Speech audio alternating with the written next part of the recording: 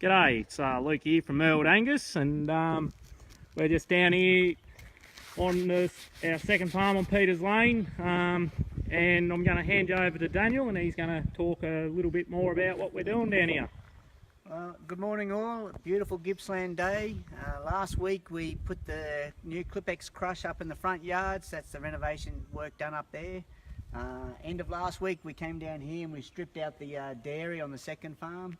So today we're bringing down the Clipex yards and another air operated crush. We're going to put that all in under cover where the herringbone used to be, and then we're going to set up some holding pens here and redo the laneway here.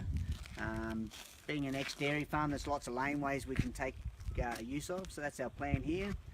Once we get this set done, top of the hill there where Luke nearly is, those trees right at the top there, we've got another set of yards to go in there, manual set of yards, again for about 100 head, just so we can do our animal health care instead of having to move the cattle on such long journeys, especially if there's only 1 or 2 spot treatments. Calving's going pretty good. We're up to 135 this morning. The recep girls are calving down. We had 3 of them this morning. They're really good calves. Everything else is going pretty good. The bulls are up the oats. Are going to move tomorrow. We'll bring them in the yards again and we'll look at them. Yesterday we were drafting all the commercials, so we drafted off 45 steers and heifers. Put them up here to get those guys finished in about 4 or 5 weeks time, and then we took the bottoms on the commercial side. We run them over the back of the hills. That's another mob of 50 with 47, which we'll sell a month after that. So we're now that the grass is starting to go, we're in for a good day today. So all in all, we're looking pretty good for the start of spring. Ground's pretty dry, front dam's overflowing, more or less a month later than normal. Front dam's a little bit low still, but it doesn't seem to catch too much. All in all, it's not too bad. So we'll be we're getting our heifers ready. Amory's going to get some slingshot pellets, so we'll get our flush heifers ready, and we'll be starting joining in a month's time. Start the heifer program.